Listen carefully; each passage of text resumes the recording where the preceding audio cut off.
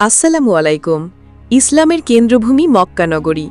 প্রতি বছর লক্ষ লক্ষ মুসলিম পবিত্র কাবার দিকে মুখ করে প্রার্থনা করেন। এই পবিত্র মসজিদ আল হারামের ইমাম হওয়া এক বিশাল সম্মানের বিষয়। শতাব্দীর পর শতাব্দী ধরে যারা এই দায়িত্ব পালন করেছেন তারা প্রায় সকলেই ছিলেন আরব বংশোদ্ভূত।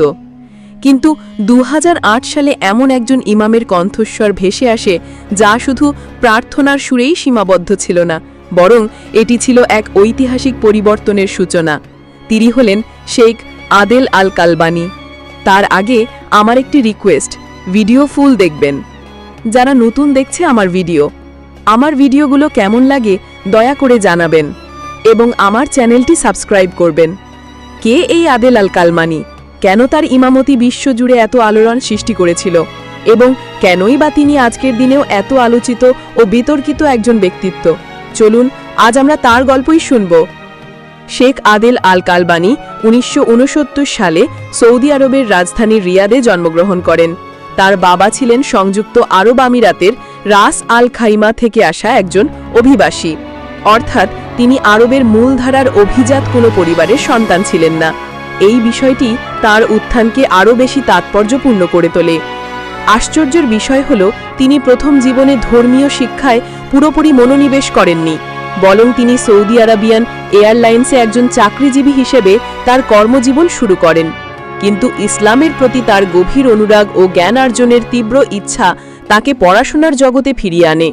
তিনি রিয়াদের বিভিন্ন বিখ্যাত শেখের অধীনে কোরআন, হাদিস ও ইসলামী আইনশাস্ত্র বা ফিকহ নিয়ে পড়াশোনা করেন। তার মধুর কণ্ঠস্বর এবং কোরআন তেলাওয়াতের অসাধারণ দক্ষতা খুব দ্রুতই মানুষের নজর কাড়ে।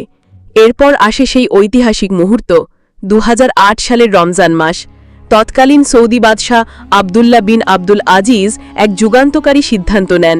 তিনি শেখ আদেল আল কালবানীকে মক্কার পবিত্র মসজিদ আল হারামে তারাবির নামাজের ইমাম হিসাবে নিযুক্ত করেন।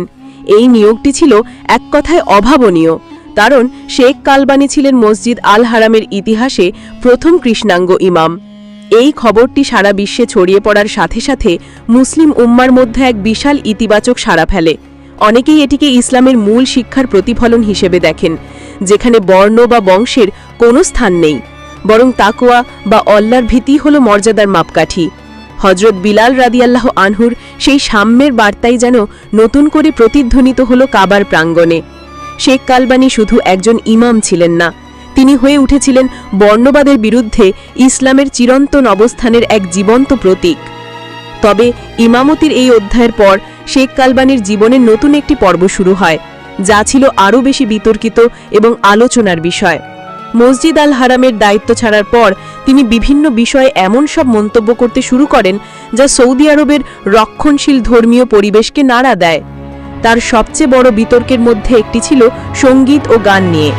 সৌদি আরবের অধিকাংশ আলেম যেখানে বাদ্যযন্ত্রসহ সঙ্গীতকে হারাম বা নিষিদ্ধ মনে করেন, সেখানে শেখ কালবানী প্রকাশ্যে ফতোয়া দেন যে গান বাজনা হালাল বা জায়েজ।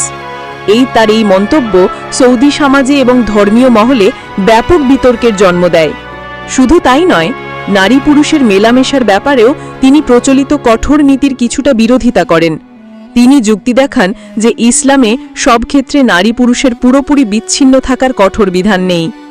তার আরও একটি বড় বিতর্কিত অবস্থান ছিল শিয়া মুসলিমদের বিষয়ে। একসময় তিনি শিয়াদের কঠোর সমালোচনা করলেও পরবর্তীকালে তিনি তার সেই অবস্থান থেকে সরে আসেন এবং বলেন যে ঢালাওভাবে সকল শিয়াকে কাফের বলা ঠিক নয়। এই মত পরিবর্তনও তাকে সমালোচনার মুখে ফেলে। শেখ কালবানী এখানেই থেমে থাকেননি, তিনি আধুনিক গণমাধ্যমের সাথে নিজেকে খুব ভালোভাবে খাপ খাইয়ে নিয়েছেন। টুইটারে তিনি অত্যন্ত সক্রিয়, এমনকি রিয়াদ সিজনের মতো বিনোদনমূলক অনুষ্ঠানের প্রচারণামূলক ভিডিওতে তাকে অভিনয়ও করতে দেখা গেছে, যা দেখে অনেকেই অবাক হয়েছেন। তার সমালোচকরা বলেন একজন ধর্মীয় ব্যক্তিত্বের জন্য এ ধরনের কাজ শোভনীয় নয়। অন্যদিকে তার সমর্থকরা মনে করেন তিনি সময়ের সাথে প্রাসঙ্গিক থাকার চেষ্টা করছেন এবং নতুন প্রজন্মের কাছে পৌঁছানোর জন্য আধুনিক মাধ্যম ব্যবহার করছেন। তাহলে শেখ আদেল আল কালবানীকে আমরা কিভাবে মূল্যায়ন করব? তিনি কি একজন সংস্কারক নাকি একজন বিতর্কিত ব্যক্তিত্ব? আসলে তিনি দুটোই।